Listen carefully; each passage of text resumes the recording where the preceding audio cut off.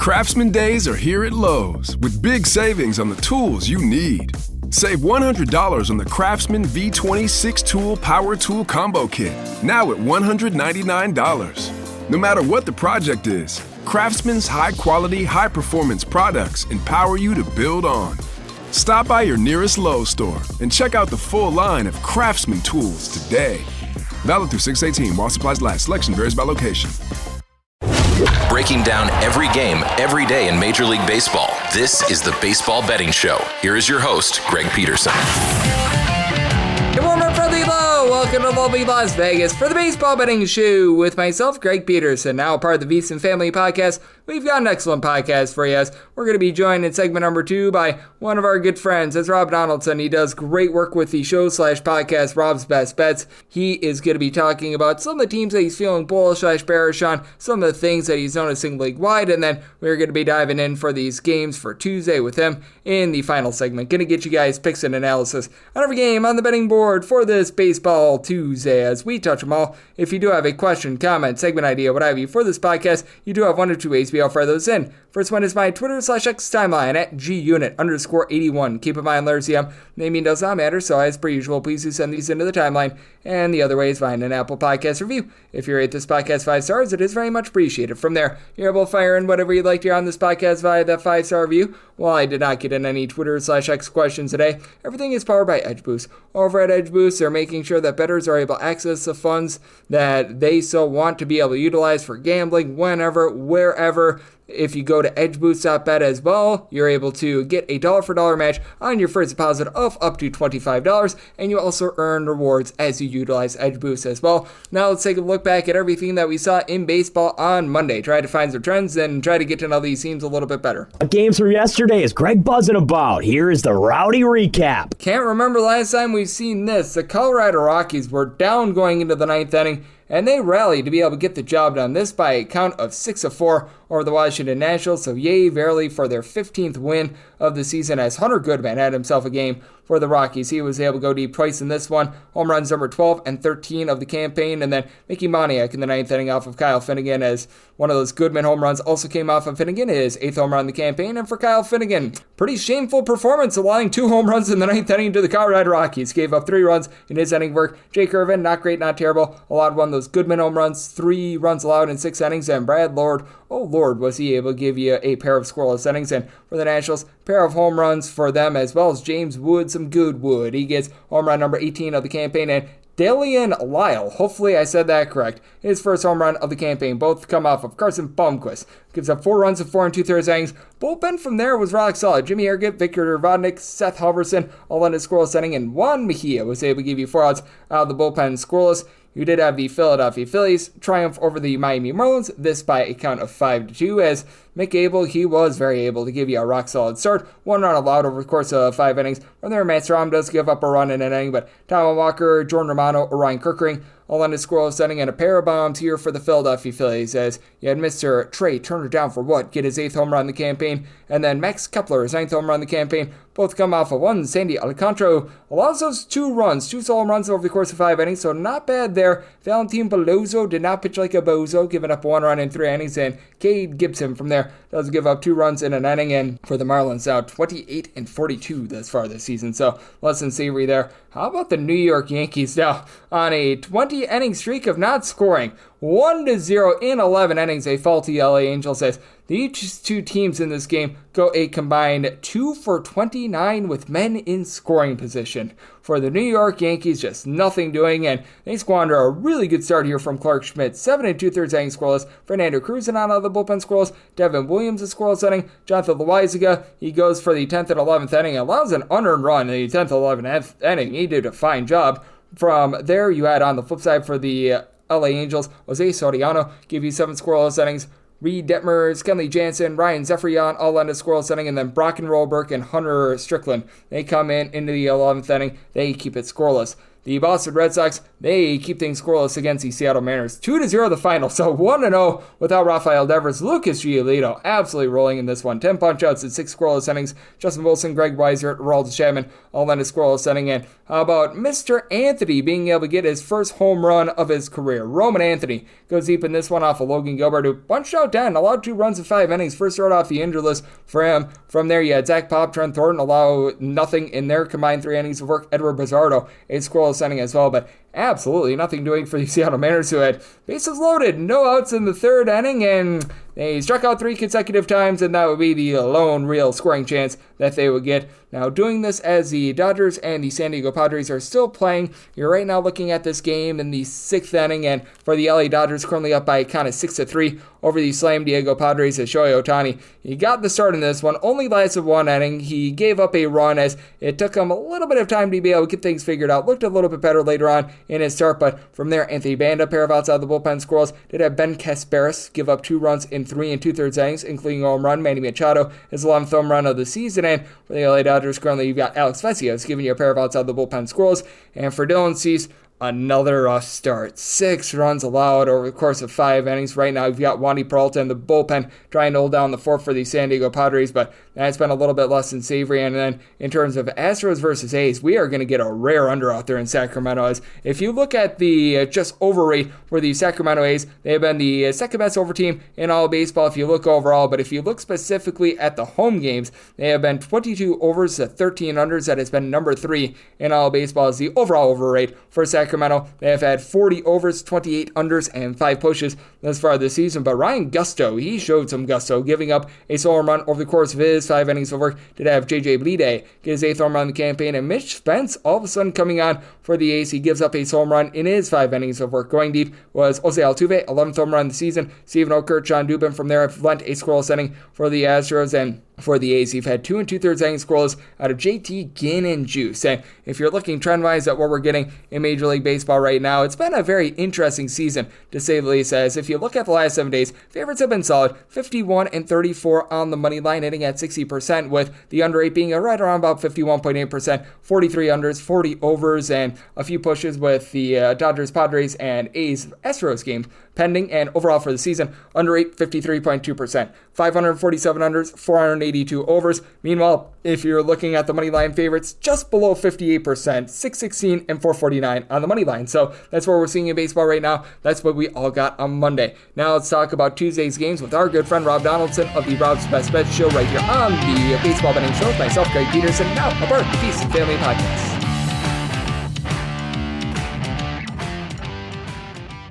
For the ones who get it done, the most important part is the one you need now. And the best partner is the one who can deliver. That's why millions of maintenance and repair pros trust Grainger, because we have professional-grade supplies for every industry, even hard-to-find products. And we have same-day pickup and next-day delivery on most orders. But most importantly, we have an unwavering commitment to help keep you up and running. Call, click Grainger.com, or just stop by. Grainger, for the ones who get it done. Breaking down every game, every day in Major League Baseball, this is the Baseball Betting Show. Here is your host, Greg Peterson.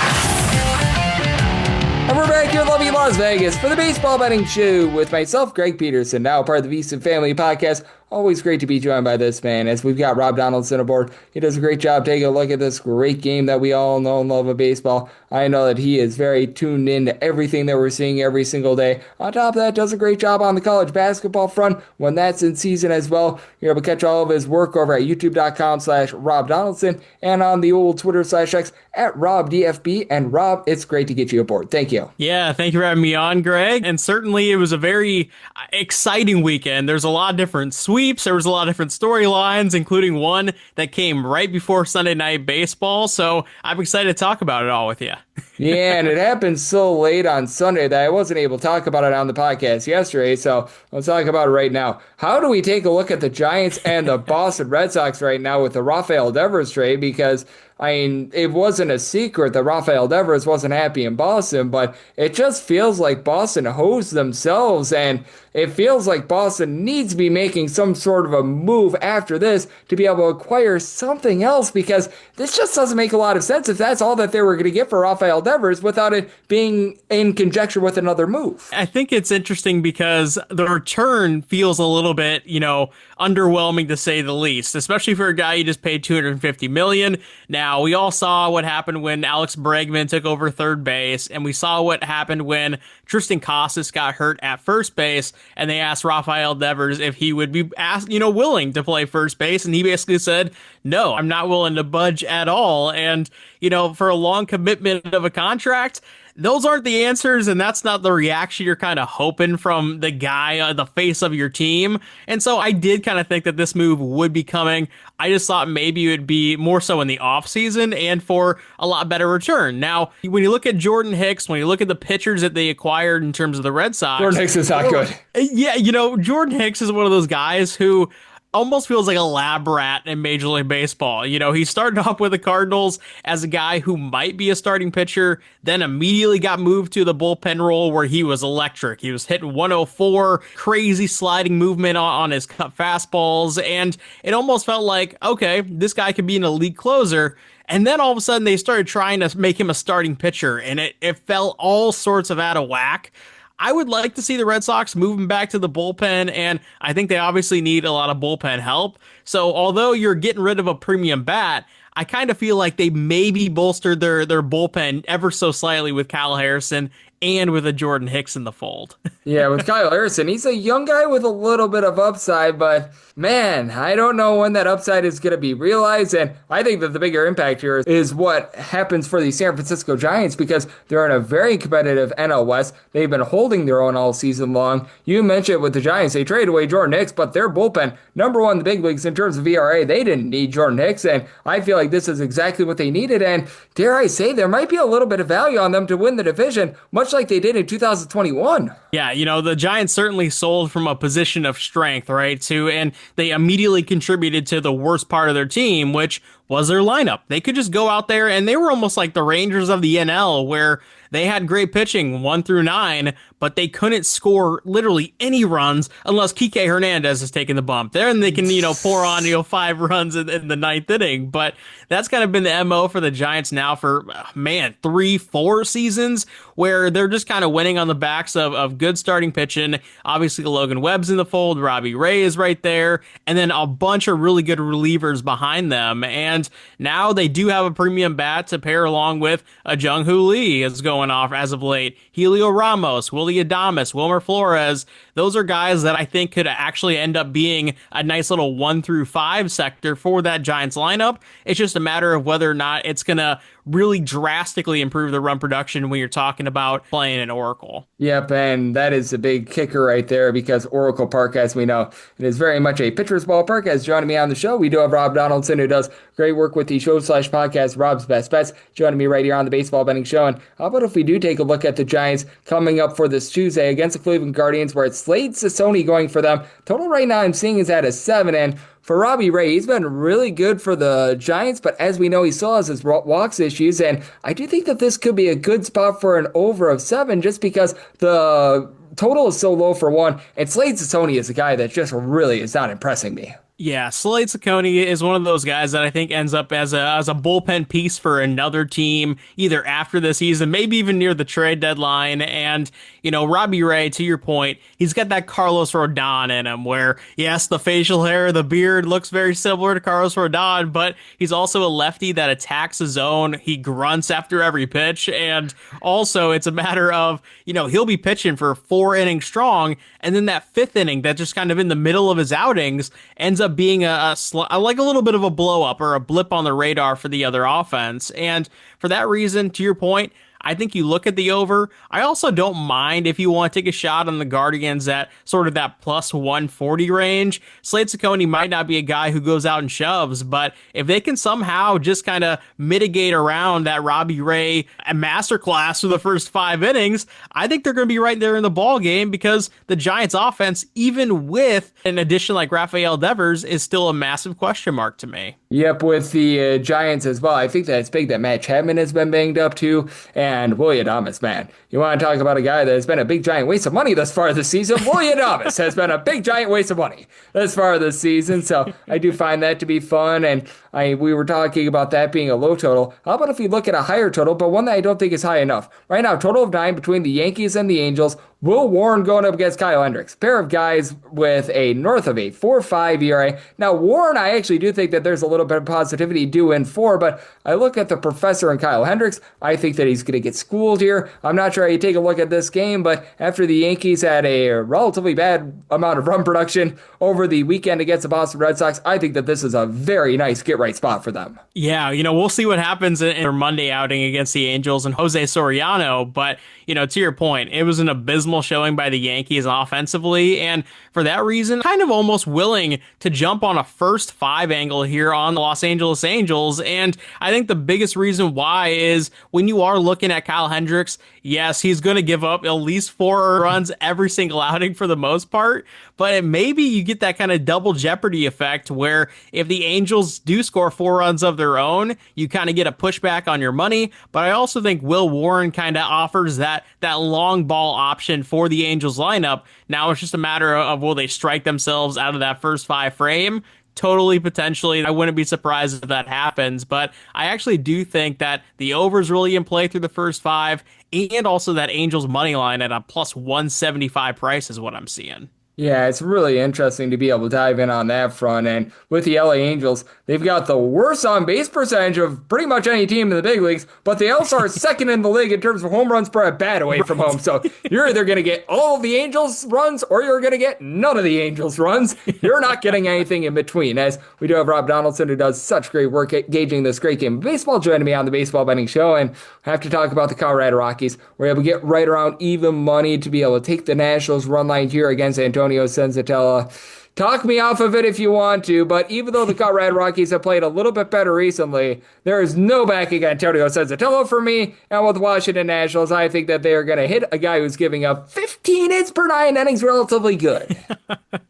Yeah, when you look at Antonio Senzatella, man, he's the worst pitcher in baseball that I think is actually getting a legitimate run. You'll see these guys from AAA get called up for one outing, get bludgeoned, and then get immediately sent down to maybe make a spot start 2 months later. But they're trotting out Antonio Senzatella for, I don't know, whatever reason. This is a clear tank job, and he's kind of the one pinata. Yeah, he's a human piata. That's 100% what it is. It's just like, let's just have a sacrificial lamb in our rotation and let's just throw him out there 1 every 5 starts. And I get it. Mike Soroka as a minus 200 favorite or an even money sort of payout on a run line in that range doesn't really feel great. But when you're talking about a bunch of lefties in this Nats lineup that are hammering baseballs, yeah, I think Antonio Senzatella is in for a very, very rough day. Oh, man. Yeah, that's one where it's like, this is the don't overthink it sort of game of the day. And this is one that I don't think I'm going to overthink as well. We're looking at Royals versus Rangers, and you mentioned how the Giants might be the Rangers of the National League. Well, with regards to the Texas Rangers, no run production whatsoever, albeit in Minnesota they actually got things going. But overall, it has not been great. Total of 8.5. Seth Lugo and Jack Leiter really don't get strikeouts, but these are two offenses that have been about as offensive as Ned Flanders, not giving you too much at all. I look at this 8.5 and I just can't help but continue to go under in these Texas Rangers home games. Yeah, the Rangers are such an anomaly because they're somewhat competently winning games, but it's only because of the pitching. Truly, this is the worst offense in terms of, I would say that the teams that are pushing that 500 sort of frame. And when you're looking at the Royals on the other side too, by the way, this is a team that's actually second to last in all of Major League Baseball. We just mentioned the Rockies. They actually have 2 less runs scored on the season than the Colorado Rockies at this point. They're under the White Sox substantially. They're under the Rangers very substantially. And even with the addition of Jack Caglione to this lineup, they just struggle all over the board. And even Bobby Witt has been neutralized as of late. Kind of Vinny Pasquantino's having some of these blip games. But yeah, the over-under right now sitting at 8.5. Take the under. Don't overthink it. It's kind of like what we just talked about with the Nats run line. I just think that both of these teams could lay an egg through the first 7 frames, let alone, one of these teams. So go ahead and just take that under, and I would say I feel pretty confident about it. Yep, I'm feeling good about that one, and we are on the same page there, Rob. And then this is another game that I'm just taking a look at with regards to the under. It's the Cardinals and the White Sox, and for the White Sox, Shane Smith and a few of these starters have actually been pretty good for them. Now, the offense has not been great. They're in the bottom five of the big leagues in terms of runs per game, but I mean, he's been solid. And for Matthew Liberatore, coming in on a little bit of a rough patch, giving up at least 4 runs in 3 out of his last 4 starts, but I still have liked what I've seen out of him. I'm seeing mostly 8s out there, but a few 8.5s. I'm not sure how you look at this game, but I think that this is another underspot with the Cardinals team that they themselves just don't have a lot of power in that lineup. When you are talking about the White Sox, they're a team that's going to tax you with the walks and then the gapping doubles because they have a lot of young guys who are aggressively swinging the bats right now, and they're mostly at the top of their lineup. Now, Liberatore is a guy who's been plagued by the kind of one-off deep balls that are set up by those singles, by those kind of walks or hit by pitches in his last few outings. And for that reason, I don't necessarily think the White Sox have the formula to go aggressively against Liberatore and put him back in those positions that he's seen recently. And to your point, Shane Smith on the other side has been very, very strong.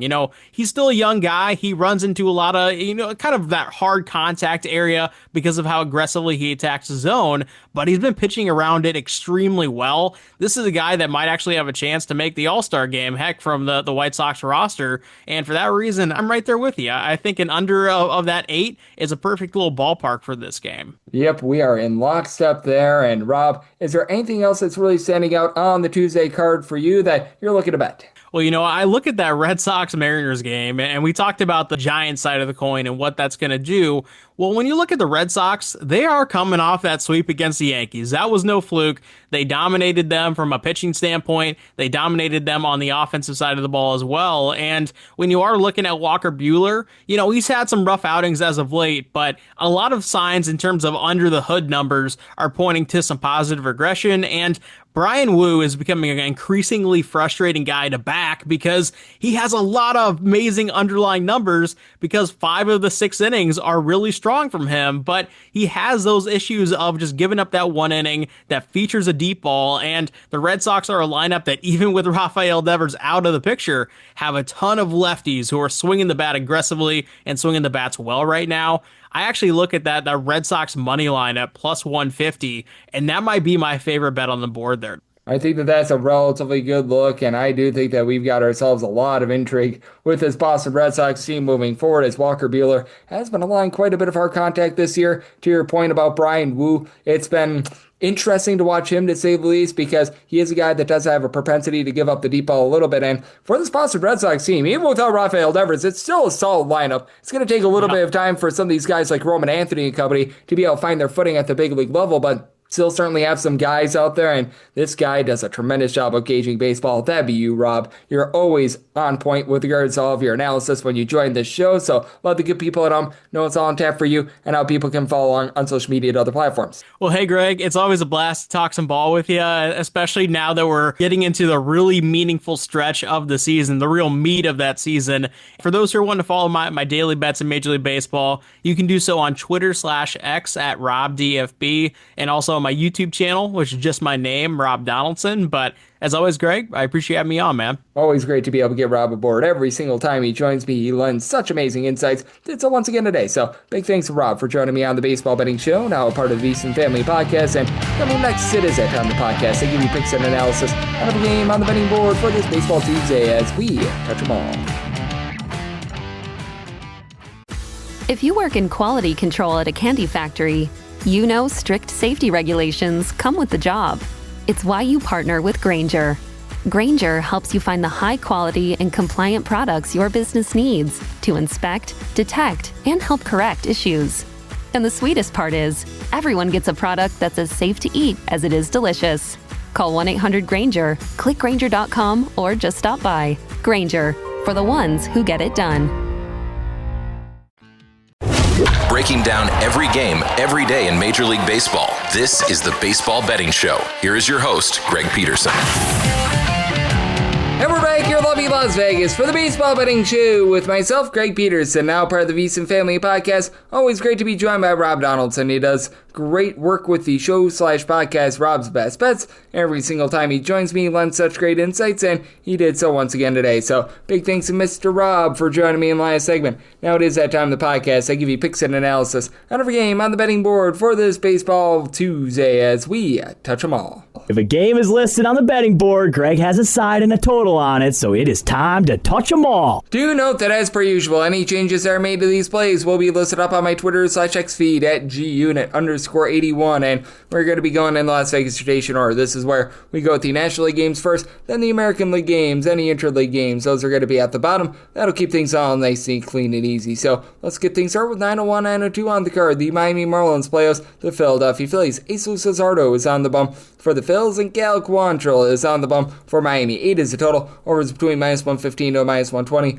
Unders any between even a -105. And for Miami, they're anywhere between +163 to +180, between -190 to -205 is that number on the Phillies. I do think that Jesus Luzardo is much better than what he showed in that 2-star stretch where he gave up 20 runs, but I also do think that $2 is a little bit too rich here. I was willing to take a +153 or better with the Miami Marlins. Cal Quantrill's pitched a little bit better recently. I recognize that it's been a shaky season for him, 5.61 ERA, but a 434 fielding independent. He's doing an okay job keeping the ball in the yard, 1.2 home runs allowed per 9 innings. He has given up 3 earned runs or fewer in each out of his last 6 starts, so things have been positive for him, and he's gotten 6+ strikeouts in 3 out of his last 5 starts. Obviously, with Luzardo going up against one of his former teams, this is going to be an interesting scenario, as I do believe, again, that he's better than the 2-star stretch where he went up against the Blue Jays and the Brewers, gave up a combined 20 runs there, because in all of his other starts, he's got a grand total of 14, so in 12 of them, he's given up 3 earned runs or fewer. He's got a 4.23 ERA and a 2.65 fielding penny. He's giving up 0.7 home runs per 9 innings. He's getting 10.5 strikeouts per 9 innings. That's rock solid, but the bullpen behind him just has not been great. Jose Alvarado being out due to the weight loss pill situation is not great. You've had Matt Strahm be a little bit shaky as he and Tanner Banks both have an ERA that's barely below a 4. You've been able to have Orion Kerkering be able to come in, give you a sub-275 ERA. So he's been rock solid, but I mean, the guys outside of Kerkering have really been a roll of the dice for this team. They're looking at Joe Ross, who's posting up nearly 5 ERA. Carlos Hernandez has been better recently, but he and Jordan Romano have been disappointments. And for the Philadelphia Phillies, they're currently dealing with the injury to Bryce Harper, who he is currently on the injured list, and he is the only player other than Kyle Schwarber who's been able to hit for north of 8 home runs this far this season. Schwarber's been great, 22 bombs, 380 on base, but then you've got Max Kepler who's got 8 bombs, but he's hitting at 220. Plenty of guys move the line. Nick Castellanos, Alec Boehm, Trey Turner, all hitting at least a 279, all 7 home runs apiece, but I mean, there's been a real lack of power outside of Kyle Schwarber. And then on the flip side for the Miami Marlins, this team is pretty much dead last in the National League in terms of home runs on a per at-bat basis. At home, you've been able to have Kyle Stowers be able to supply this team with 10 home runs, but you've got some nice station-to-station guys like Stowers, who I mentioned before. You've got Xavier Edwards, both in that neighborhood about a 275 to 280. Liam Hicks has been able to hit about a 280. You've been able to get good production out of Jesus Sanchez, who's been able to hit about a 260. Augustin Ramirez, he's up to 10 home runs as well. He's been able to hit about a 240, and Eric Wagaman has a nice job being able to move the line as well. Dane Myers is sitting above a 300, and for the Miami Marlins, this is a bullpen that has been very shaky themselves. Both of these teams in the bottom 8 in the big leagues in terms of bullpen ERA, but you've been able to have a few guys be able to rise up. Cade Gibson along with Anthony Bender are both supplying a sub-275 ERA. Calvin Fauché, after a shaky start to the season, has been a little bit better as well. Ronnie Enriquez has really been able to give you some nice punch-outs, sub-330 ERA. He's able to give you multiple innings. I do think that this summer has gone a little bit too far, and I do think that both of these pitchers give you a nice performance. I said my total at 7.9. I like the under, and I do like the Miami Marlins on this plus number on the money line.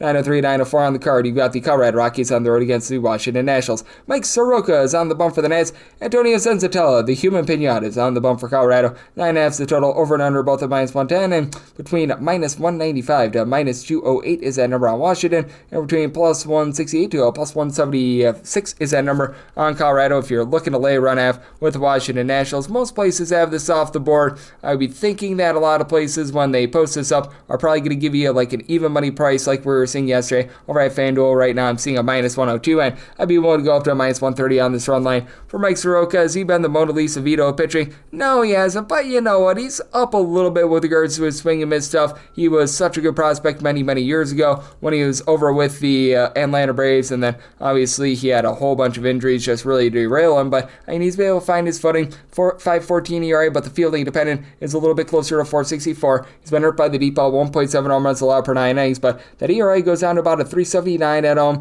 He's getting 8.6 strikeouts per 9 innings overall, and at home he's allowed just 1 home run in 17 innings along 4 walks. So he has been at his best in Washington across his 3 starts thus far this season, and for Antonio Senzatella, man, human pinata right here in that he's given up 15 hits per 9 innings, and yeah, even though he's doing an okay job of not walking a ton of batters, 3.3 walks per 9 innings, 4.8 strikeouts per 9, just absolutely giving up contact upon contact. And for the Washington Nationals, while this isn't necessarily a team that's going to slug them out and hit like a billion homers or anything like that, you've got plenty of guys that are capable of moving line. James Wood is giving you good wood. 19 home runs. He's been able to hit for about a 370 on base. You've got a pair of guys in Josh Bell and Nathaniel Lowe that have 9 home runs apiece. Both of these guys do need to give you a little bit more in terms of the overall batting average, especially Bell, but you should be able to get a little bit more with Brady House getting called up from AAA Rochester. That'll be able to give them a nice big league bat as they've been sort of mixing and matching with the likes of Robert Hassel, Jose Tena, and these guys have just not been able to give you a whole heck of a lot of anything. So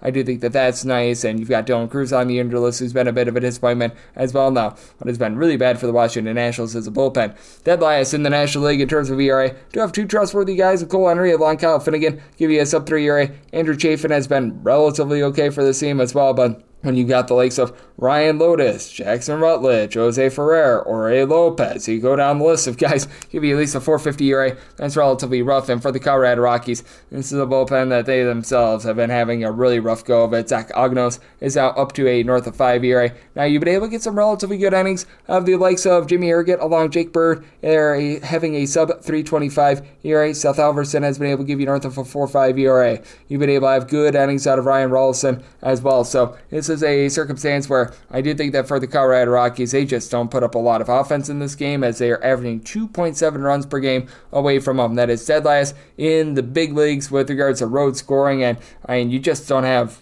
really a lot of power outside of Hunter Goodman. 8 home runs on the road this far this season. Guys not named Hunter Goodman on the road. 21 home runs in 37 games, and it's a team that on the road has been hitting darn near the Mendoza line of a 200. It's just absolutely dismal, as you've got some of these guys like Brenton Doyle, Ryan McMahon, Sean Borchard, all hitting a 200 or lower when they're away from home. Orlando Arcia has not given you any sort of road production either. So it is a circumstance where I think the Nationals go out there, get the job done by multiple runs. One away after minus 130 on that run line. Stop until at 8.7. I flat out don't think that the Rockies hit Soroka, so in on the under as well. 9-5, 9-6 on the betting board. The New York Mets are on the road facing off against the Atlanta Braves, as one Mr. Spencer Schwellenbach is on the bump for the Braves, and David Peterson, great name, is going for the Mets. Mets are a plus 112 to a plus 118 underdog, anywhere between minus 127 to a minus 137. That number on Atlanta, 8 is the total. The over is minus 115. The under is minus 105. And if I could get north of plus 120 on the Mets, I will be willing to take a shot on the money line. I set my money line on the Bravos at a minus 121, and it's a very interesting circumstance in that you got a guy in Spencer Schwellenbach who's been a little bit up and down this season, but I mean, overall he's been pretty good with regards to command, giving up fewer than 2.5 walks per 9 innings. Now, for Schwellenbach, the strikeout stuff has sort of come and went. He has been, overall for the season, giving you about 8.4 strikeouts per 9 innings. He's only giving up 1 home run per 9, so a 3.11 ERA, a 3.18 fielding dependent, coming in relatively good form, having given up 5 earned runs, 6 runs in total over the course of his last 3 starts. That against Boston, Milwaukee, and the Giants on the road, so that's relatively encouraging. And then flip side, you've got a guy in Peterson who was able to throw that complete game about a week or so ago. He has been very good for this New York Mets team, as he has allowed a grand total of now 7 runs over the course of his last 5 starts, going deep into games, 5 2/3 innings or more in each out of his last 5 starts, 304 fielding dependent, half a home run allowed per 9 innings. He's only getting about 8 strikeouts per 9 innings, but is backed up by a Mets bullpen that does rank in the top 3 in the big leagues in terms of bullpen ERA. You've had Oscar Brazoban be able to give you a sub-2 ERA, Reed Garrett, Edwin Diaz. These guys have been really good short guys, and then additionally, got a guy like Jose Buto who's able to give you a sub-3.5 ERA. And then for the Atlanta Braves, obviously,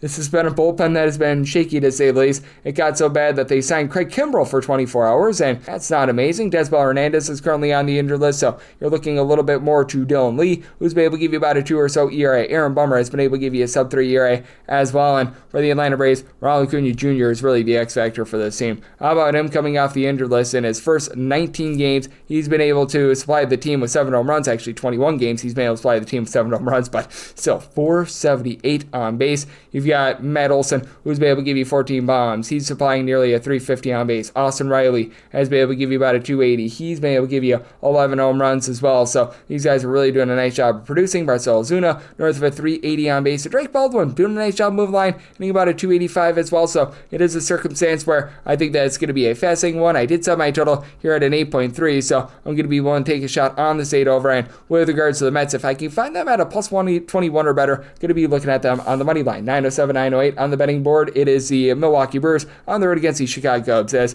it is Ben Brown who goes for the Cubs, and Mr. Chad Patrick is on the bump for the Brewers. Currently no totals up on this game because it is a game out there at Wrigley Field, but we do have the money line prices. Between minus 140 to minus 150 is that number on the Cubs. Between plus 123 to a plus 130 is that number on the Crew, and I'd be willing to lay up to a minus 144 on the Cubs money line. I set them at a minus 145, and I've set a total of 10.2, so relatively high total, 10 or less. Going to be in on the over 10.5 or higher, the under, and the reason why is that it's all based on the Wrigley Field wind, and with that Wrigley Field wind, it is going to be blowing out in this case. As I take a look right now, we should be getting right around about 8 to 10 mile per hour winds, and it's starting to get warm out there in Chicago. Like at first pitch, it's probably going to be right around about 80 or so degrees. Now, there is some rain expected in the forecast as well, so we'll see if we actually get in the full game. But that said, with regards to Chad Patrick, he's been pretty rock solid for the Milwaukee Brewers. I do believe that there's going to be a little bit of regression with him, but still, he's been doing a tremendous job being able to induce some soft contact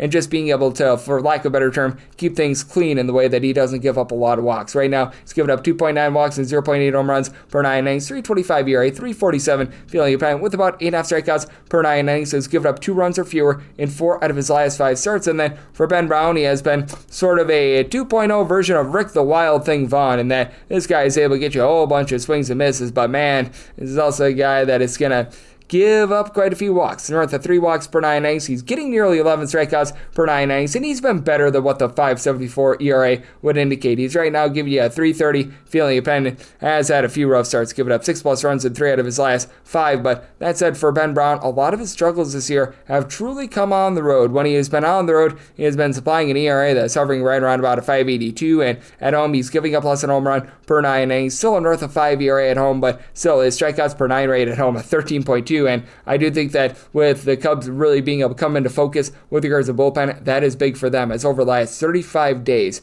they have posted up a sub-125 bullpen ERA. As you've got a lot of guys that have come from absolutely nowhere to give this team great innings. Drew Pomeranz, Daniel Palencia, Brad Keller, Caleb Theobar, all these guys being able to give you a sub-3 ERA. Heck, Genesis Cabrera, a sub-3 ERA. Now, I don't know how long lasting it's going to be, but heck, Chris Flexen has yet to give up a run in 18 and a third innings. So all these guys have really been mixing and matching, and you pair that up with a top 2 offense out there in the National League, and it makes it very lethal, as you've got 5 different guys who have given you at least 11 home runs this season. Michael Busch, 360 on base, 11 home runs, 13 apiece for Dansby Swanson. Kyle Tucker, with Tucker leading the way with a 390 on base, and then Seiya Suzuki, Pete Crow Armstrong combined 35 bombs. And additionally, you've got Ian Happ moving the line with about a 340 on base. Cole Horner is hitting about a 290. You've got a lot of guys just doing a nice job mixing and matching. The backup catcher in Carson Kelly, 360 on base, 9 bombs and less than 150 at-bats. And for the Milwaukee Brewers, this team does a nice job of being able to put guys in motion, and that you've got 4 different guys that have been able to give you at least 10 stolen bases: Jackson Trio, Christian Yelich, Bryce Terang, along with Sal Frelick. And for Frelick along with Terang, both guys give you north of a 345 on base. You've been able to get Trio to get going for about 12 home runs, but still 293 on base.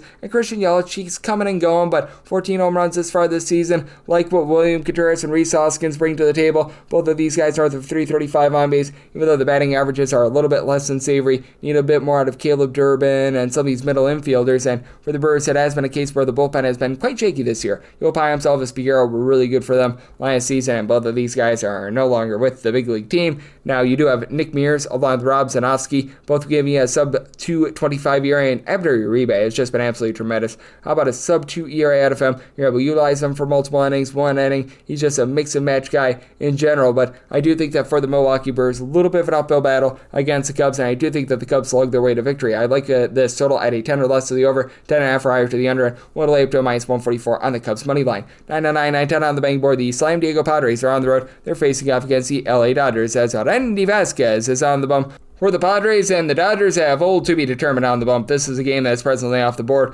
This should be some sort of bullpen game for the LA Dodgers. And with the Dodgers, I'm projecting right now that you're probably going to get some Justin Robelski. You're probably going to be getting a few other just random hodgepodge pieces out there as well. And if you do get Robelski along with pretty much the rest of the bullpen for the LA Dodgers, I'd be projecting them at about a minus 158 on the money line. We'll be willing to lay up to a minus 157 there, plus 159 or higher looking at the Padres. And then 9.5 or less, I'd like the over, a 10 or higher to the under. Now, if you get like Robelski and Matt Sauer will probably be in sort of tandem with one another. Neither of these guys have necessarily been knocking your socks off. Both of these guys have been posting up north of 5 ERA. But the rest of the Dodgers bullpen is starting to get a little bit better because you've got Michael Kopech, who's back after he missed the beginning part of the season. Additionally, you've been able to get back Kirby Yates, who he was dealing with quite a bit of injury towards the beginning part of the season. And with this LA Dodgers team, I do think that they're going to be able to get just a little bit more moving forward out of this team with now having Shohei Ohtani coming back into the starting rotation. Obviously didn't throw much on Monday, but I mean, just the fact that you've got another guy that is able to give you a few innings without taking up a roster spot is big. And then the long guys like a Jack Dreyer has been able to give you a sub-3 ERA. You've had Alex Vesia, obviously not a long guy, be able to give you a sub-3 ERA as well. You've got Anthony Benda has been a little bit hit or miss along Tanner Scott, but overall I do think that these guys hold down the fort better than a guy in Randy Vasquez, who, if you look at the ERA, you'd be thinking that he's having a relatively okay year, but I've got my question marks with him. At 3.57 ERA, right now posting up 5.4 strikeouts, a 4.6 walks per 9 innings, a 5.35 fielding independent. Just feels like he's gotten away with a lot thus far this season, especially giving up a whopping 1 run in his last 2 starts. Now, not giving a lot of length. He has 1 fewer than 5 innings from 4 of his last 5 starts, and that means that the Padres bullpen very much going to be on call in this one as well. And the Padres do have one of the better bullpens in terms of ERA in the big leagues, number 5 entering in the day on Mondays. You've got Jeremiah Estrada, Yuki Matsui, Adrian Morejon, who will be able to give you a sub-3.5 ERA. Robert Suarez did blow that game against the Arizona Diamondbacks on Saturday, but overall he's been able to give you sub-3.25 ERA. He, for the most part, has been relatively reliable. And then Jason Adam, sub-2 ERA. But for the Padres, this has been a relatively league average team with regards to runs per game, as you do have a trio of guys, Manny Machado, along with Fernando Tatis Jr. and Gavin Sheets, who have been able to give you double-figure amount of homers. And for Mr. Tatis Jr., he's been able to do a solid job of moving the line, but Manny Machado has really been that guy that has found a way on base, being able to hit for a 316 thus far this season. Luis Arraez has been able to about a 275 as well. Xander Bogaerts just continues to be a waste. 3 home runs and he's hitting at 230. You just expect a little bit more there. The catcher spot has been rough. You've got an outfield with the likes of Jason Hayward, Oscar Gonzalez, where you just need a little bit more out of those guys. And then for the LA Dodgers, this is the Death Star lineup that at home is averaging right around about 6.1 runs per contest. That is number 1 out there in all baseball. Shohei Ohtani doing Shohei Ohtani things. 25 home runs, north of a 380 on base. And then Mookie Betts, who got off to a little bit of a rough start to this season, he has been able to pick it up a little bit as he's not giving you north of a 350 on base. Andy Paz, along with Teoscar Hernandez, 13 home runs apiece. Both of these guys hitting north of a 260. You got Max Muncy over the last 30 days has given you north of a 4 on base. Will Smith, Freddie Freeman are both getting jiggy with it, north of a 4 on base. So interesting circumstance here. I do think that these two starters light up quite a few runs, so 9.5 or less. Looking at the over 10 or higher, the under, with the Dodgers willing to go up to a minus 157 on that money line, or a plus 116 or higher looking at that run line, plus 159 or better looking at the Pods. 9-11, 9-12 on the betting board. The LA Angels are on the road against the New York Yankees as Will Warren goes for the Yanks, and got the Professor Kyle Hendricks on the bump for the Halos and the Angels. Sizable underdogs, anywhere between plus 193 to a plus 210, and between minus 226 to a minus 241 is that number on the Yankees. 9 is the total. The over is minus 115, and the under is minus 105, and I am seeing the run line price of the Yankees at a minus 120, and I'd be willing to lay that. I'd be willing to go up to minus 124, and this time I total 9.7 for the Professor Kyle Hendricks. He has been getting absolutely schooled thus far this season, and I have no faith in him whatsoever. As for Kyle Hendricks, right now he's posting up in the ERA that's hovering right in that neighborhood about a 520, but that goes up to a 637 on the road, allowing 2 home runs per 9 innings when he's away from home, and backed up by an Angels bullpen that you've gotten some better innings out of Hunter Strickland. He has yet to give up a run in north of 10 innings, but I mean, these guys like Ryan Zephyrian, Reed Detmers, throw in there Brock and Roll Burke, Connor Brogdon, all these guys give you north of 4 ERA is rough, as this team as a whole, they're 28th in the big leagues with their bullpen ERA at a 5.56, and for the New York Yankees, certainly without having Luke Weaver in the fold, it's rough, but Yuri De Los Santos, Fernando Cruz have been able to give you sub-3 ERA along to ML. Additionally, you've been able to get some relatively good production as well out of some of these other mix-and-match pieces, like I think that Jonathan Weisgut is starting to give you a little bit of upside to Ian Hamilton. That's been a little bit rough there, but you know that with the New York Yankees, you're going to be able to slug your way to victory, especially when you get a guy in Aaron Judge who has been absolutely magnificent for this team. He's done a nice job, be able to supply this team with 25-plus home runs, north of a 470 on base, and then additionally, you've got Ben Rice along Trent Grisham combining for 25 home runs entering in the day on Monday. Cody Bellinger has been starting to move the line as he and Anthony Volpe hitting between about a 245 to a 255. Trent Grisham just below that at a 244. Jazz Chisholm not hitting for a lot of average, but he's been able to supply the team with 9 home runs this far this season. And when it comes to the flip side and what you're going to be able to get out of this LA Angels team, they're actually number 2 in the big leagues in terms of home runs on a per at-bat basis away from home. They've got a lot of power, with that being headlined by Taylor Ward, 18 home runs as far this season, but they're also dead last in the American League with regards to on-base percentage, as Ward has a 272 on base. Logan Hoppe, 14 home runs, 261 on base. Joe Adell, 227 average, 13 home runs. Even Mike Trout hitting just a 220 this year with his 11 home runs. Zach Neto has been the exception, hitting a 275 with his 10 bombs, but even Jorge Soler, 286 on base. You just need a little bit more there, and I recognize that Luis Rengifo had a multi-home run game a few days ago, but at 253 on base with 3 home runs thus far this season. So I do think that the Yankees go out there and clobber Hendricks and company, especially with the fact that I do expect a little bit of positivity here with Will Warren. For Warren, he's been giving up about 1 home run per 9 innings. He's got an ERA that's hovering in the neighborhood about a 4.80, but a fielding dependent that's more than a 1.5 lower, as he's been mowing them down. 11.3 strikeouts per 9 innings, 3.23 fielding independent. He does give up 4 walks per 9 innings, but even though I do think that the Angels get a few runs, I think that the Yankees absolutely clobber Hendricks. So I did set this run line price at a minus 124. Willing to lay that run line, and I'm in on the over. 913, 914 on the betting board. The Baltimore Orioles hit the road to face off against the Tampa Bay Rays. Zach Little hopes to come up big for the Rays. Dean Kramer is on the bump for the Orioles, and the Orioles do find themselves as underdogs of any team, plus 108 to a plus 115. Minus 120 to minus 135. That number on Tampa Bay. 9 is the total. The over is minus 120, and the under is even. And for the Rays, I set them at a minus 149. I'm going to be willing to lay the money line for Kramer. He's been pitching a bit better recently for the Baltimore Orioles. I just really need to just see it a little bit more to believe it, because with Kramer, it just feels like whenever he gets on a little bit of a roll, he then just has a big giant fall off in general, as he has now given up 4+ runs in 3 out of his last 5 starts. He did have prior to that a combined 11 and a third innings where he gave up a run. So I mean, he's been hot and cold. 4.99 ERA, 4.33 fielding dependent, giving up 1.4 home runs per 9 innings with fewer than 7 strikeouts per 9 innings, and I'm just befuddled as the way that the Orioles continue to be priced. Now, for Baltimore, are there reinforcements on the way? Absolutely, because you've got now Jordan Westburg back in the fold. He's a nice professional bat for this team. Now, a lot of these guys, because they've been banged up, they're just not living up to, shall we say, the back of their baseball card, as Westburg is right now hitting at 234 thus far this season. That'll be going northward. They've been dealing with the injuries to Gary Sanchez. He had a grand slam a few days ago, so he should be able to pick it up a little bit more as well. Cedric Mullins, 11 home runs, leads the way, but only hitting about a 235 after he spent some time on the injury list. Gunnar Henderson, Jackson Holliday have really been your main constants. Both of these guys, 8 home runs. Both of these guys hitting north of 255 in the case of Henderson, nearly a 280, but Adley Rushman, even though he's looked a little bit better recently, it's been rough for them. And then you've got Sir Anthony Dominguez along with Yenier Cano, both give you north of a 3.85 ERA out there in the bullpen. Felix Bautista has been relatively solid, along with Keegan Aiken, who they've utilized as an opener, but you still have a bunch of guys that have been very rough for the team as well. Gregory Soto is starting to come into focus a little bit, but the injury to Cionel Perez has been hurting them. And then flip side, you've got a Tampa Bay Rays team that is in the top 6 in the big leagues in terms of bullpen ERA. B. Fairbanks, Eric Orze, Manuel Rodriguez, Garrett Clevenger, all these guys being able to give you a sub 275 ERA. Now, for Little, he has been leading the big leagues with regards to a large amount of home runs. He has given up 21 bombs this far this season. That has been very much less than savory, but he's been able to keep the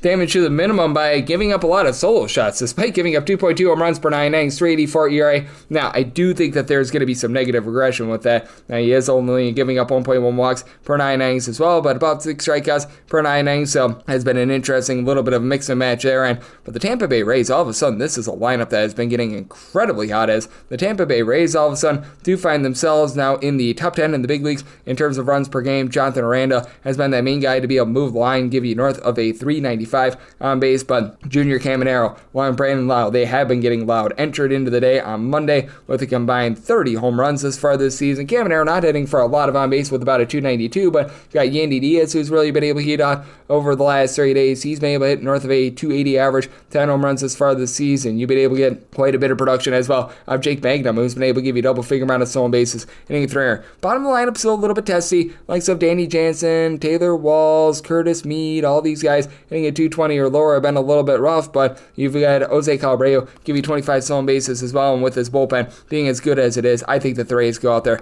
get the job done. I did set my total at a 9.2, so I am liking this sign over, and I do like the Tampa Bay Rays on the money line. Would be willing to go with them up to a minus 148. 915, 916 on the betting board. The Kansas City Royals are on the road against the Walker Texas Rangers. Jack Leiter is on the bump for the Rangers, and Seth Lugo goes for the Royals, and the Royals are an underdog of anywhere between plus 104 to a plus 112. Meanwhile, minus 120 to a minus 126 is that number on Texas. 8.5 is the total, over and under both at minus 110. And for the Kansas City Royals, I did set them on the money line more in that neighborhood, about a minus 116. I feel like they should be the favorite, so I'm going to be willing to go with the Royals on the money line. And while Seth Lugo is not going to give you a ton of swing and miss or anything like that, he did a nice job of being able to keep things out in front of him, not really beat himself. And I do think that he's going to take advantage of a Texas Rangers lineup that had that nice explosion where they had 16 plus runs in 2 out of their 3 games against the Minnesota Twins, but still has been very pedestrian all season long. And for Lugo, 300 runs or fewer allowed in 4 of his last 5 starts, 3.18 ERA. Now that 479 fielding dependent is a bit rough. 1.5 home runs and 2.8 walks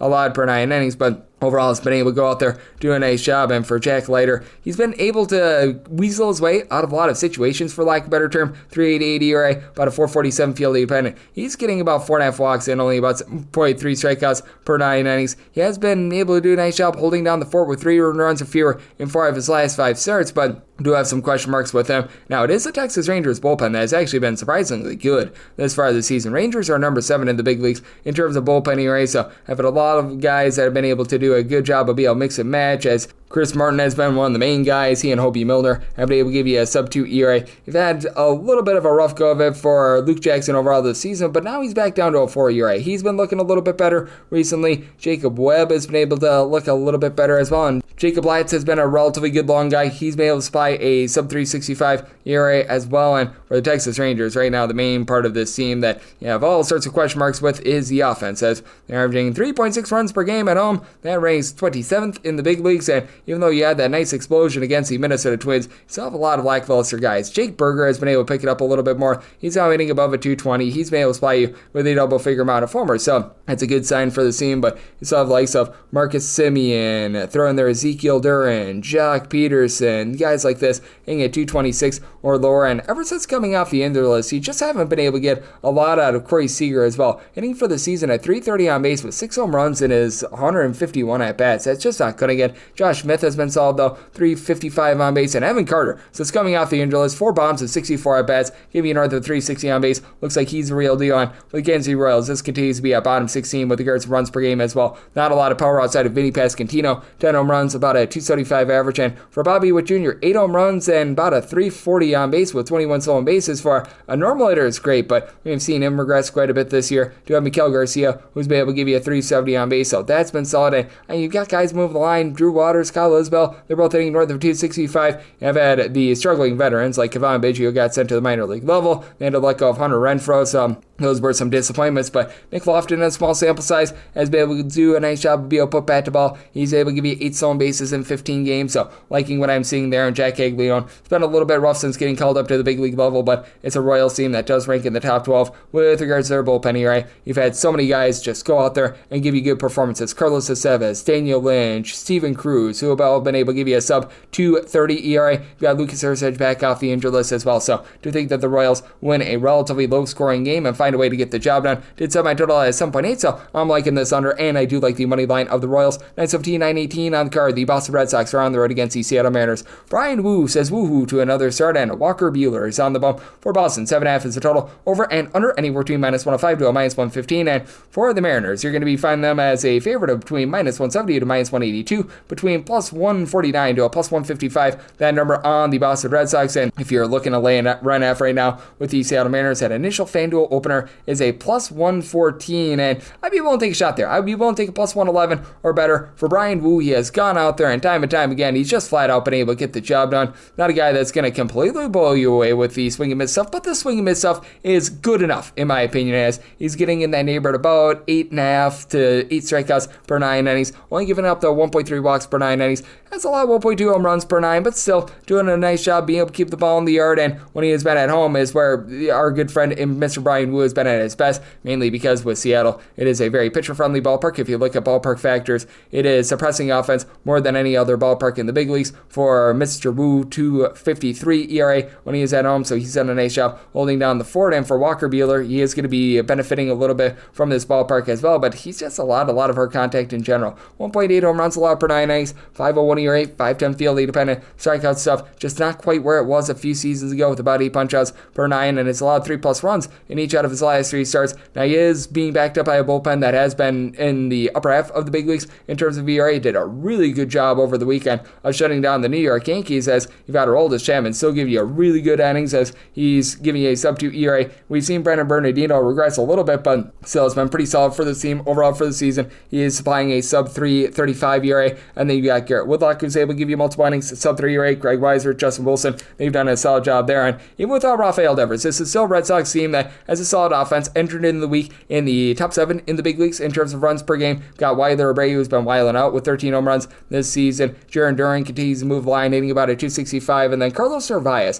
370 on base. Not a ton of power now with Rafael Devers being out of the fold, but still, some like a Rami Gonzalez is sitting above a 3, and Rob Refsnyder is able to move the line for you, so I do think that the station-to-station baseball is going to be solid, and for the Seattle Mariners, you've got Big Dumper Cal Raleigh, who's been, well, it's stuck a little bit going into the game on Monday. 26 home runs is where he's been for the last week or so, but I mean, still, giving you north of 375 on base, he has been rock solid. Julio Rodriguez, Ori Polanco, both hitting about a 260 with 11 to 12 home runs apiece, actually 10 to 11 home runs apiece for both of these guys, so relatively solid. Miles Mastroboni give you about a 325 on base, so he's been moving the line a little bit, and for Seattle, the bullpen is a little bit hit or miss. They're about league average with regards to their ERA, but the top guys have been very, very good, as you've got Gabe Spire, along with Jackson Keller, Andres Munoz, all give you a sub-250 ERA. Matt Brashton's coming off the injury list, has yet to give up a run, so I've been highly impressed there, and I do think that for the Mariners, they do a nice job jumping out Walker Buehler, and I do think that with the Red Sox, that lack of power is going to be costly a little bit with regards to this total, because with Rafael Devers out, I do think that they're going to have to mix and match, looking at guys like Roman Anthony and company to step up, who they're having a little bit of a tough time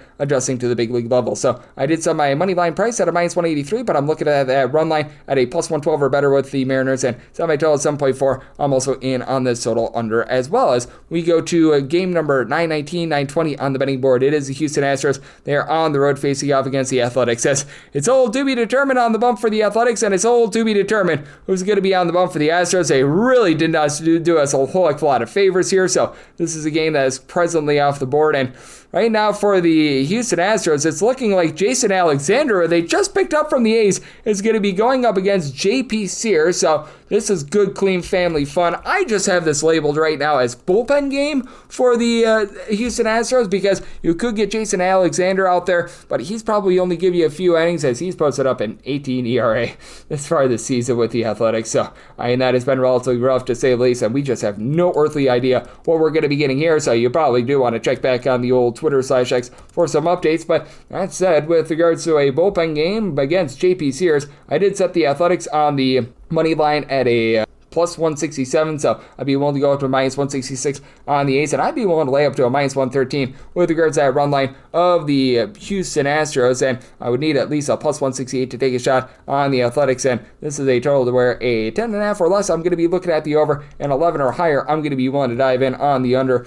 Again, with the Astros, it's looking like Jason Alexander is going to be seeing some sort of innings. Now, what sort of innings we're going to be getting is a little bit TBD, because again, at the big league level, he has been sort of a mix and match guy over the last few seasons. Did see a few starts with the Milwaukee Brewers a few seasons ago, but I mean, that said, he has made 4 total appearances this season for the A's, pitched 6 total innings, so not necessarily a lot of length there. Now, if you take a look at what he was able to do at the minor league level this past season, he's been able to do an okay job. He was pitching out there for the Sugar Land Space Cowboys. He saw 4 appearances, gave you 20 2/3 innings, so he was showing a little bit of length there, but again, question marks as to what you're going to be able to get here. And then on the flip side for JP Sears, there's not a lot of question marks here, as you just know that he's going to give up a lot of hard contact. For JP Sears, does a nice job of not walking guys, as he's giving up 1.7 walks per 9 innings, but 1.9 bombs per 9, 490 fielding dependent, 5.08 ERA, only getting about 7 strikeouts per 9 innings, and is backed up by a bullpen that's currently dead last in the big leagues in terms of ERA. These guys have just simply not been good for the Athletics, and there's really nobody trustworthy in this bullpen as of right now, as you've not been able to get relatively good innings out of anyone other than, I would say, Hogan Harris. He's been able to give you a sub 350 ERA. Mitch Spence was as well, but now they're having to utilize him as a starter, as you got the likes of Tyler Ferguson, Mason Miller, Grant Holman, all these guys posting up north of a 4.5 ERA. When he's been out there, TJ McFarland, who's been in and out due to injury, has not been great either. Now for the Athletics, it's a solid offense. It's not the world's greatest offense. It's not the world's worst offense, about 15th in the big leagues in terms of runs per game, as you got a pair of guys in Tyler Soderstrom along Brent Rooker, who have been able to combine for 29 home runs this season. Both of these guys between about a 340 to a 350 on base. Shea Langolaris being on the injury list has hurt this team, as he and Lawrence Butler have 10 home runs apiece, but Jacob Olsen, 400 on base. He has been absolutely tremendous. Doesn't walk a ton, but he's starting to walk a little bit more. 367 average. You've got Luis Urias, who's been able to give you about a 340 on base, and I do think that on the flip side, you do have a bunch in the Houston Astros that are going to get going a little bit more as well. They've been in the bottom 10 in the big leagues with regards to runs per game, but Jeremy Pena is doing a great job finding way on base, hitting at 325 with 9 home runs. Jose Altuve has 10 bombs. He's hitting at 275. You've been able to get Isaac Paredes going to really give this team some power with 15 bombs, 350 on base. Jake Myers is hitting darn near 300. Now you need a bit more. I'd like to have Yenier Diaz along with Christian Walker both give you a sub 280 on base fan. If it is a little bit more of an Astros bullpen game, this bullpen has actually been very good for the Astros, as you've got this team currently in the top 8 with regards to bullpen ERA. The Bryants, Brian King, Brian Abreu, Steven Okert, Sean Dubin, Bennett Sosa, the closer Josh Hader have all been able to give you a sub 3 ERA. Again, you're probably going to see a little bit of Jason Alexander here, so that's a bit of an issue. But with that said, at a minus 166 or better, I'm going to be looking at the Astros plus 168 or higher to the Athletics, now subject to a little bit of change, and then 10.5 or less looking at the over 11 or higher. The under 921, 922 on the card. The Pittsburgh Pirates, the third, they're facing off against the Detroit Tigers, as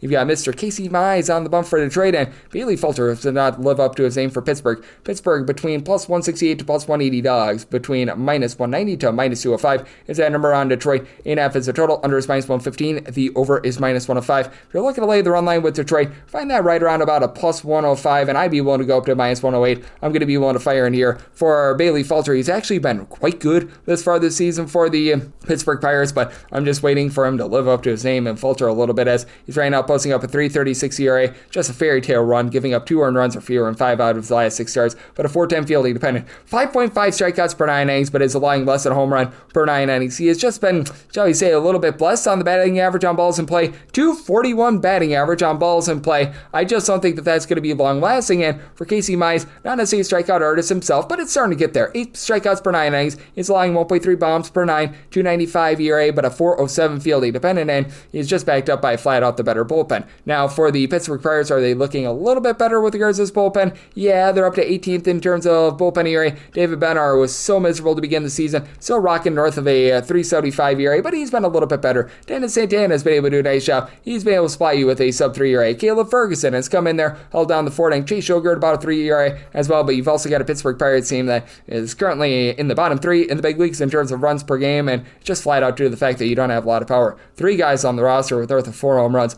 Andrew McCutchen, Brian Reynolds, O'Neal Cruz. Cruz a 345 on base with 13 home runs. Andrew McCutchen about a 350 on base, and he's supplied 7 home runs, but you've got Brian Reynolds who's hitting below a 225, and just so many guys at the bottom of the fold that they don't produce. Alexander Canario, Emmanuel Valdez, Tommy Pham, Henry Davis, Jared Trollo. You go down the list of guys hitting at 215 or lower with no power, and it's just powerless for the team. And for the Detroit Tigers, this has become a top 7 team in the big leagues with regards to runs per game. Three of guys, Riley Green, Gary Carpenter, Spencer Torkelson with at least 13 home runs apiece, and in the case of Green, hitting at 279, Torkelson about a 340 on base, and these are not solo shots because you got some like Javi Baez hitting at 280, Dylan Dingler, Zach McKinstry, both hitting at least at 270. Now, you haven't been able to get great average out of some like Justin Henry Malloy, but he's able to give you about a 350 on base. Now, at the Tigers, you just don't get any stolen bases whatsoever. Zach McKinstry, 355 on base, 7 stolen bases, is leading the way for the team, but Gleyber Torres is finding a way to move line, and this has been a relatively rock-solid Tigers team, just top to bottom, especially with them since the All-Star break in 2024, having the number one bullpen in terms of ERA in the big leagues. So many guys that you can mix and match with, as you've had Brendan Hennefy experience a little bit of regression, but so you've got Brian Herter, Will Vest, Chase Lee, Tommy Canley, all these guys be able to give you a sub 275 ERA. A lot of these guys are able to go for multiple innings as well. So do think that for the Tigers, they go out there and dominate. I'm willing to lay up to a minus 108 on that run line, and did set my total at 8.2 as well. I do think that for Falter, though he does falter a little bit, I think that the Pirates don't do their part with this total. So like the under and the run line of the Tigers. 923, 924 on the card. You've got the Toronto Blue Jays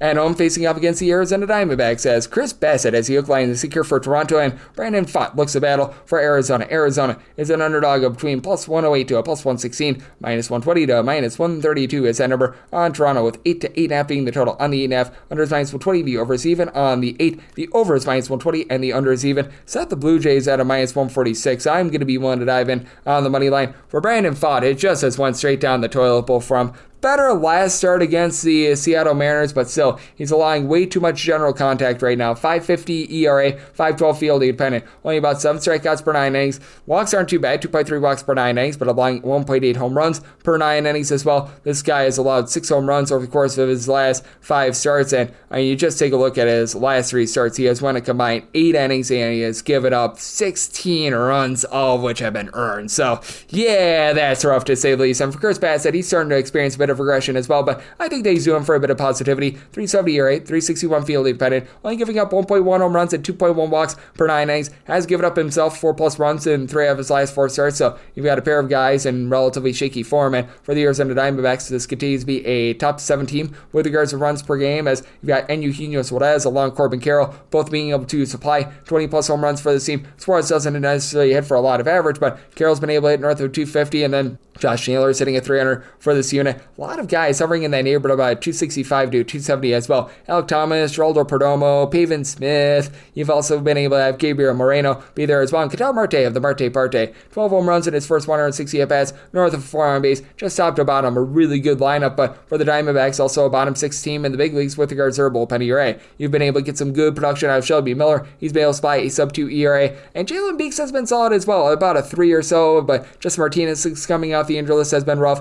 Juan Murillo along with Martinez, Ryan Thompson, all these guys posting up north of a 4 ERA. Bryce Jarvis is a long guy that's right now not giving you a whole heck of a lot of long relief. They're looking at Anthony Diaz-Scalfani to help them out as well. That's not a place where you want to be. And then on the flip side, you've got a much more trustworthy bullpen with the Toronto Blue Jays, a team that has been in the top 8 in the big leagues in terms of bullpen ERA, and they've just done a really good job of being able to mix and match with some of these guys as well. Like, you've been able to have Braden Fisher, Paxton Schultz, Uriel Rodriguez be able to give you an ERA that is a sub 320. A lot of these guys are able to go multiple innings as well. Mason Fluharty has experienced some regression with a 4 ERA, and Jeff Hoffman has been a little bit of a lost cause this season, but the way that these guys are able to lend multiple innings is big, and I think that that helps out in this case. I do think that Bassett and Pfaadt experienced a little bit of positivity, but still had to set my total at an 8.7, especially at an 8. I do like the over in this spot, and I do like the Blue Jays up to a minus 145 on the money line, 925, 926 on the card. The Cincinnati Reds, yes, we're on to Cincinnati. They play also the Minnesota Twins. David Fessa is on the bump for Minnesota, and Andrew Abbott goes for the Reds. The Reds are anywhere between minus 113 and minus 121 favorites, and between even money to plus 107. That number on Minnesota, with 8.5 to 9 being the total. On the 9, under is minus 125. The over is plus 105 on the 8.5. Over is between minus 120 and minus 125. Under is between even and plus 105. And for Mr. Andrew Abbott, set him at a minus 144 on the money line. Willing to lay it. He has given up 0 or 1 runs in all but 2 of his 11 starts thus far this season. Andrew Abbott is just absolutely mowing them down. 9.2 strikeouts per 9 innings, less than a home run allowed per 9. Does give up a little bit north of 3 walks per 9 innings, but all in all has been rock solid. And for David Fessa, 4.76 ERA, but a very suspect fielding independent north of 5. Now I will say 3 earned runs or fewer allowed in pretty much all but 1 of his starts this far this season, but still 1.6 home runs and 3.6 walks per 9 innings. And this has been a Minnesota Twins bullpen that overall for the season has been pretty trustworthy, but if you look at the last 30 days, things have really regressed for them. Last 30 days, north of 5 ERA, that is a mark of 27th in the big league, says you just have had a lot of guys have a little bit of fall off. Now, the top guys are still the top guys. Sandy Kaluma's coming off the end of this. He and Yohan Duran have both been able to give you a sub 2 ERA. Brock and Roll Stewart has been able to give you a sub 3 ERA as well, but Cole Sands, he's approaching the ERA of a 4. Griffin Jax has been getting jacked up all season long. He has not necessarily been too trustworthy as well. When they've had to go to Cody Funderburk and Rory Alcala, these two guys have been rough as well. Now they're kicking the tires on Joey Wentz. That's not great. And for the Twins, a league average lineup. Not great, not terrible. Byron Buxton, Trevor Larnach leading the way with 10 and 11 home runs apiece. And for Buxton, he's been able to hit about a 275. You got Ty France, who's been able to hit about a 270 as well. Willie Castro, move the line, 365 on base. You do like to see that, but Royce Lewis is injured once again, and when he was out there, he was doing nothing. Cody Clemens had a nice little hot surge, but now he's back to hitting about a 225. These guys like Edouard Julien, Jonah Bryant and company at the bottom of the fold, just not giving you a luck fly. And Carlos Correa, 5 home runs at 220 at-bats. You just expect a little bit more there. And flip side, you do have a little bit more, in my opinion, with regards to what the Reds are able to provide, especially with Elly De La Cruz now being able to give you 15-plus home runs. Now, outside of Elly De La Cruz, nobody else with north of 8 home runs on the roster, but you've been able to get TJ Friedel to move the line, giving you about a 290 average, 8 home runs. Matt McClain is up to 8 home runs, but below the Bedell side of 200, that's been rough, and Christian Encarnacion Strand, we'll see what he's able to do coming off the injury list. 5 bombs and 91 at-bats, but not aiming for any average whatsoever. Catcher spot has actually been solid. Tyler Stevenson is hitting a 260. Jose Trevino, darn near 300. Not a lot of power there, but still, they're able to get on base. And for the Cincinnati Reds, this has been a bullpen that's been a little bit up and down for them, right around about league average with regards to the ERA, as you've been able to have Lyon Richardson, Tony Santillan, both be able to give you a sub-3 ERA. Emilio Pagan gives up a lot of home runs. He's given up 5 bombs already this season, but he's still got a sub-350 ERA. Graham Ashcraft is going down the toilet bowl. He and Ian Gabo, north of a 4 ERA, but I do think that in the end, Andrew Abbott just mows them down. I did set my total at 9.2, so I do like the Reds' money line. And here at an 8.5 to a 9, I'm going to be looking at the over. 927, 928 on the card. The St. Louis Cardinals are on the road against the Chicago White Sox. Shane Smith goes for the White Sox. Matthew Liberatore is on the bum for St. Louis. St. Louis is a pretty good size favorite of any between minus 144 to a minus 155. Between plus 123 to a plus 136 is that number on the White Sox. 8 to 8.5 is the total on the 8.5. Under is minus 115. Over is minus 105. On the 8, over is minus 125. And the under is plus 105. Semi total at 7.8. I'm going to be willing to dive in on the under. I recognize that Matthew Liberatore has fallen on some tough times. He has given up 4+ runs in 3 out of his last 4 starts, but I'm still very bullish on him. He overall for the season has a 4.17 ERA, but 3.15 field independent, 0.9 home runs and 1.4 walks allowed per 9 innings. Gets a face-off against the Chicago White Sox team that has really not been slugging the ball. 27th in the big leagues in terms of runs per game with about 3.44 runs per contest. Now, I will say this for the White Sox, they've been averaging a little bit north of 4 runs per game, so have been much better out there in the Windy City than they have been away from home, but still, it is a White Sox lineup that right now you got Miguel Vargas leading the way, being able to slug out 10 home runs, but just not a lot of guys in general that are able to find a way to get on base. Luis Robert has just been terrible for the team thus far this season, as he's been able to give you north of 20 stolen bases, but he's hitting a $194. Andrew Vaughn had to get sent down to the minor league level because he was just sucking. You've got Edgar Quiero, Juan and Sosa, both hitting about a 270, but these are two guys that aren't providing a lot of power. And then the likes of Joshua Palacios, Michael A. Taylor, Mateus, these guys hitting a 215 or lower just give you nothing. Tim Elko has been hitting for a 222 on base. That's not great. Now you've got Andrew Benintendi, who's been able to give you 6 home runs, and he's moving the line, and Mike Tauchman has been able to find a way on as well for the White Sox. Bullpen had been looking very good with Mike Facil being able to give you some long innings, and you've been able to mix and match a little bit more, but you saw Brandon Iser, Jordan Leisure, Cam Bouger, Tyler Gilbert all give you at least a 4.20 ERA. Steven Wilson, a sub-2 ERA, has actually been very good, and when I take a look at what you're able to get out of Shane Smith, it's been quite impressive. He's been able to give you a sub-3 ERA this far this season. Now, he doesn't give you a ton of strikeouts, but he's up to about 8.5 strikeouts per 9 innings. He needs to hone in on the walks. He's been giving up about 3.5 walks per 9, but 4 home runs allowed in 68 1/3 innings. That is certainly going to be able to play here, and you do go up against a Cardinals team that just has not been able to slug out the deep ball all season long. 9 home runs or fewer for everyone on the roster, as you do have Wilson Contreras, who's been able to give you a little bit more ever since a rough start to the season, and Lars Zupar has been pretty solid at the top, 330 on base, 8 home runs this far this season, but this is very much a station-to-station team, with Mason Wynn being able to about a 260. Brendan Donovan has been hitting above a 300. Alec Burleson, about a 300 average, but again,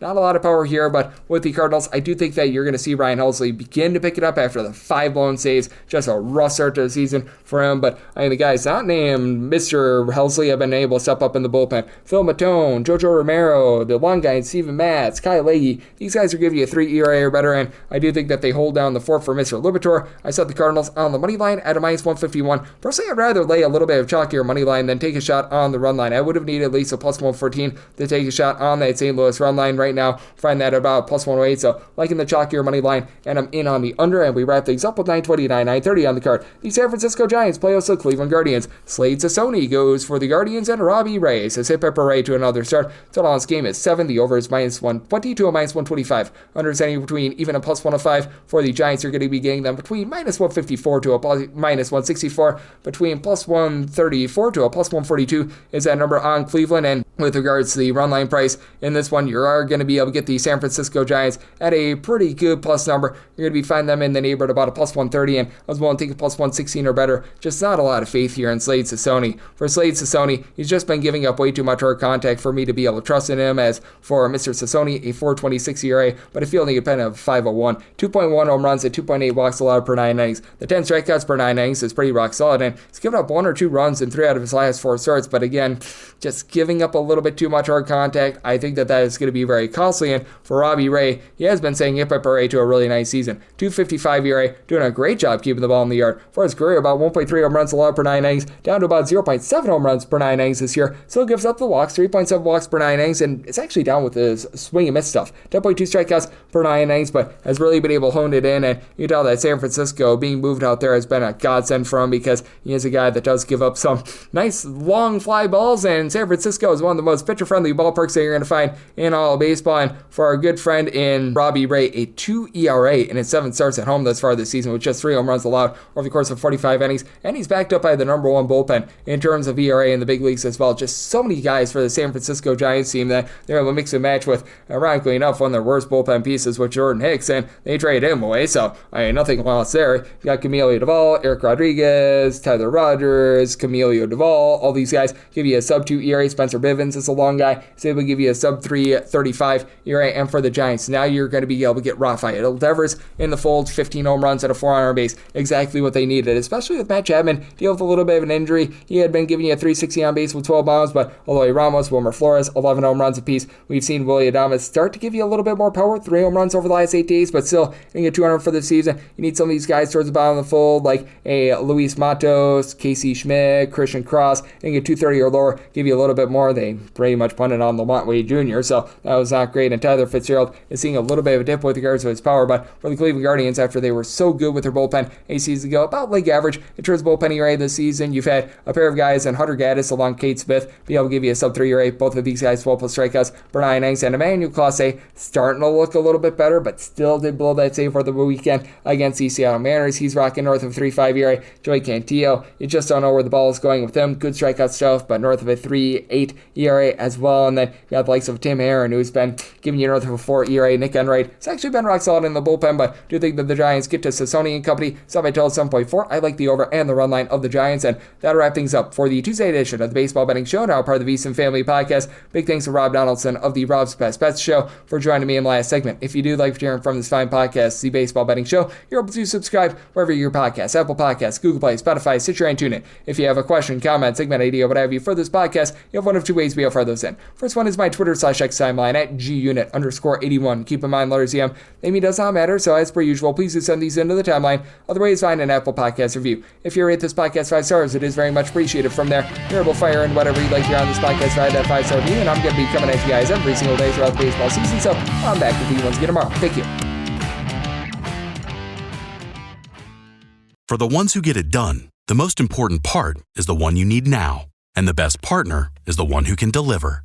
That's why millions of maintenance and repair pros trust Grainger, because we have professional-grade supplies for every industry, even hard-to-find products. And we have same-day pickup and next-day delivery on most orders. But most importantly, we have an unwavering commitment to help keep you up and running. Call, click Grainger.com, or just stop by. Grainger, for the ones who get it done.